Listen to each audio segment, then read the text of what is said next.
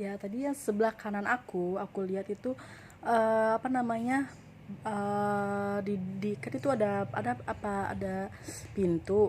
Pintunya itu bisa klik buka keluar kan. Nah, itu angin sepoi-sepoi. Itu pelataran kayak padang rumput gitu, pohon-pohon liar, dan enak banget. Dan di situ ada bapak-bapak yang lagi duduk, lagi ngasok gitu di situ, duduk-duduk karena emang adem banget. Nah, udah kayak gitu, temen aku udah selesai sholat, tinggal aku berdua dong karena aku nungguin kan, aku nggak bawa mukena. Dan mukena di situ cuma ada satu atau dua gitu, temen aku cuma ada satu orang yang bawa mukena sendiri dari rumah. Nah udah selesai, tiga orang itu keluar, akhirnya aku sholat. Nah pas pengen aku pakai mukenanya, aku bilang gini, ih mukenanya bagus banget, karena emang tuh bunga-bunga motifnya warnanya putih, tanpa tali tanpa tali jadi cuman masuk gini aja, dan itu warnanya putih.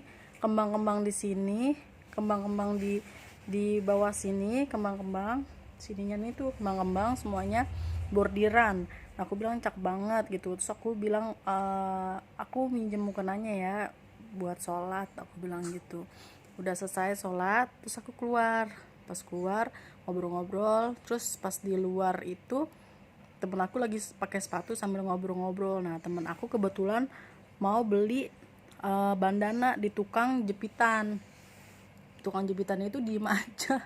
Jadi temen aku bilang, bang nih bandana berapaan, kata gitu. Terus abangnya diem aja, cuman terus sampai berapa kali ngomong baru abangnya jawab. Dia bilang 5.000, sedangkan temen aku uangnya tinggal 4.000 perak karena habis makan kan tadi, mungkin dia nggak bawa uang banyak. Terus habis itu aku bilang, lu mau gue pinjemin? Ah enggak ah, kata gitu, orang di rumah gue cuma 3.000-an, kata gitu, ini malah goceng, kata gitu. Akhirnya dia nggak jadi beli.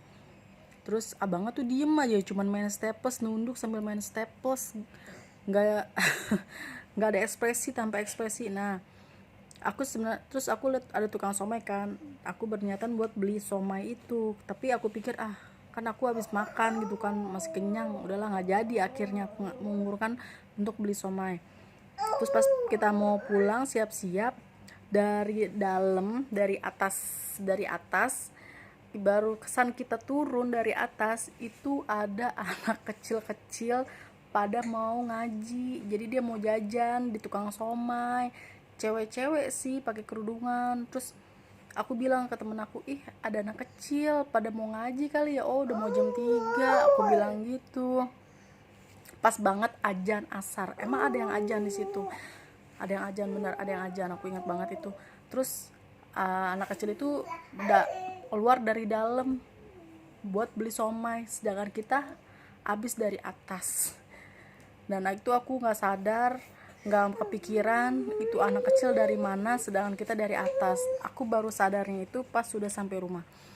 Pas sampai rumah aku mikir lagi, kok ada yang janggal. Kayaknya janggalnya di sini, waktu kita masuk itu kan gelap banget. Terus yang aku bilang tadi di awal, ada anak kecil yang lari ke arah aku, terus main tak umpet di tempat wudhu. Nah itu siapa? Terus udah gitu, kok anak kecil berani, sedangkan kita rame-rame yang udah dewasa aja takut. Dan mereka tuh berani main di dalam gelap-gelapan, dan mereka mentak umpet sama siapa, sedangkan mereka cuma berdua, nggak ada lagi gitu kan. Terus mereka ngumpet main sama siapa. Nah di situ aku udah mulai curiga di rumah, tapi ya. Terus udah gitu, itu satu. Pas waktu aku lihat itu anak kecil, mukanya juga nggak jelas, kayak abstrak gitu, karena remeng-remeng kali ya, jadi aku ngeliatnya emang abstrak.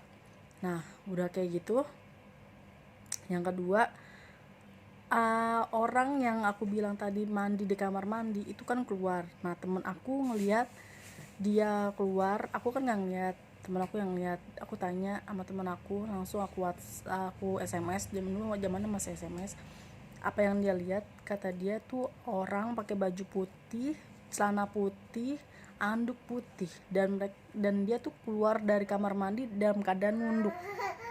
Dan temen aku sih nggak cerita apa-apa sih waktu di lokasi kejadian, cuman aku yang nanya gitu karena aku curiga. Nah terus yang itu kedua, Yang ketiga, waktu kita lagi naik ke atas itu kenapa banyak di pelataran, aku bilang di pelataran itu banyak orang yang duduk-duduk tapi tatapannya kosong ngeliat ke aku.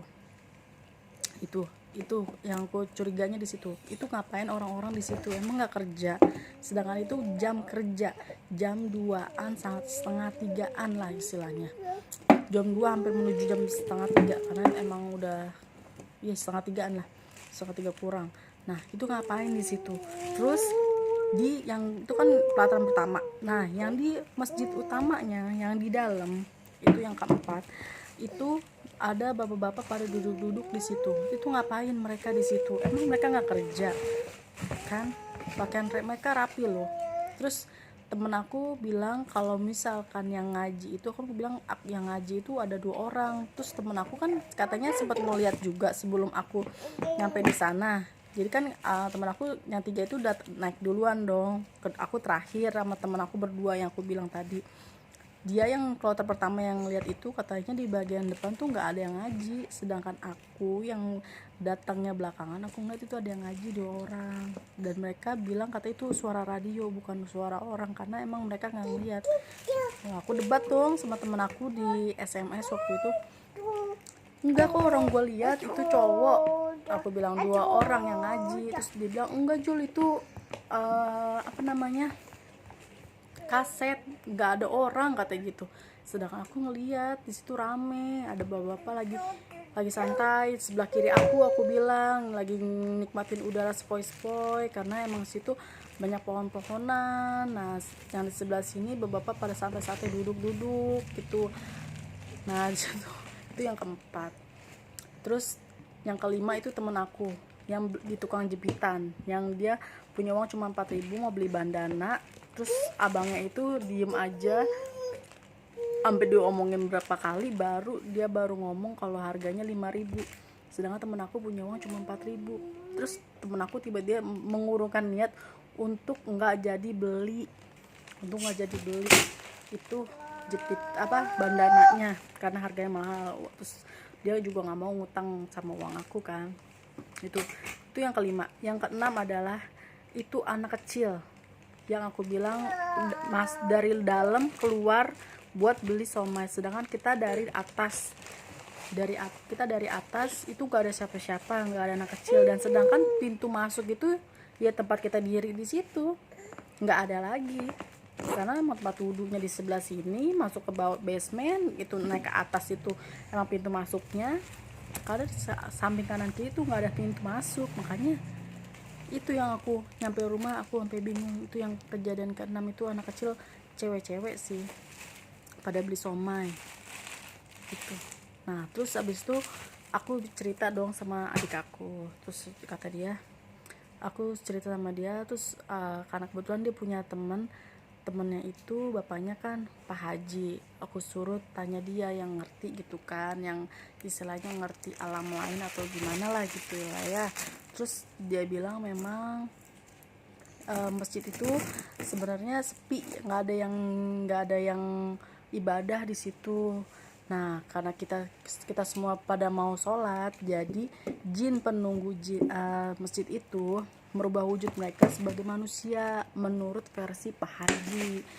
Dia bilang kayak gitu supaya kita tuh berani, karena niat kita baik maka jin itu berubah wujudnya seperti manusia. Makanya aku curiga kenapa pas waktu anak kecil itu aku tanya ini gimana nyalain lampunya, dia juga nggak nanggepin, ngomong seadanya seperlunya. Terus tukang jepitan juga diajak ngomong diem aja gitu guys, katanya emang itu jin, jelmaan jin. Nah aku bilang terus yang mandi itu siapa di dalam? Terus Pak Haji bilang kalau misalnya itu sebenarnya kalau kita niatnya buruk itu bisa berubah jadi pocong, karena emang putih-putih kan. Aku sebenarnya nggak cerita, oh iya pantesan temen aku ngeliat bajunya sama celananya waktu keluar sama anduknya itu warnanya putih. Iya katanya Haji itu pocong, kalau misalnya kita lihatnya jelek dia berubah jadi wujudnya pocong. Jadi itu semuanya jin penghuni masjid, karena kita niatnya baik jadi berubahnya wujudnya baik, nemenin kita supaya kita nggak takut kalau sebenarnya itu masjid jarang untuk buat ibadah sama warga sekitar gitu guys. Jadi sebenarnya bukan manusia itu semuanya jin, termasuk anak kecil-kecil itu yang pada mau ngaji, tukang somai, tukang jepitan, itu semuanya jin katanya. Ya alhamdulillahnya kita nggak nemuin yang aneh-aneh, nggak yang serem-serem. Alhamdulillah kita tetap berani sih dan tetap sholat, karena niat kita emang dari awal emang mau sholat. Terutama aku sih aku niatnya emang sholat, karena emang nggak mau ninggalin sholat kan. Terus waktu juga udah pepet gitu kan. Ya, alhamdulillahnya ya kita ditemenin gitu, wujudnya manusia, alhamdulillah gitu. Kita ambil hikmahnya aja, jangan takut gitu. Nah gitu sih sebenarnya yang pernah aku alamin. Emang itu benar-benar real dan nyata, bukan aku aja ngerasain tapi temen aku juga. Pas aku cerita sama temen aku juga oh iya ya, oh iya ya, oh iya ya gitu, kayak gitu sih temen aku. Oh iya benar juga ya Jul, gue juga kenapa waktu kita di situ kita nggak kepikiran ya, kok gue baru ngehnya pas lu cerita gitu. Dan aku juga baru ngehnya pas nyampe rumah gitu. Nyampe rumah tuh jam 4 sampai setengah 5 gitu, nyampe rumah baru ngehnya. Dan tuh malam baru cerita sama Pak Hajinya gitu kan. Aku nyari sumber dulu dari teman-teman aku, versinya mereka tuh kayak gimana, baru aku ceritain ke Pak Haji gitu. Pas atau Pak Haji kayak begitu ngomong ke adik aku gitu. Ya udah gitu aja ceritanya. Semoga apa yang aku ceritain ini menambah wawasan buat kalian kalau sebenarnya dunia lain itu ada. Di masjid pun ada jin, tergantung niat kita. Kalau niat kita baik, insya Allah nanti jinnya juga baik. Kalau kita niatnya buruk, pasti dia jelmanya juga hal-hal yang buruk yang membuat kita takut ya, takut gitu. Ya, alhamdulillahnya kita ditemeninnya wujudnya manusia, jadi kita nggak takut, alhamdulillahnya kayak gitu. Oke, terima kasih udah menonton video aku, semoga bisa bermanfaat buat kalian semua. Jangan lupa like, comment, and subscribe untuk channel aku. Terima kasih. Assalamualaikum.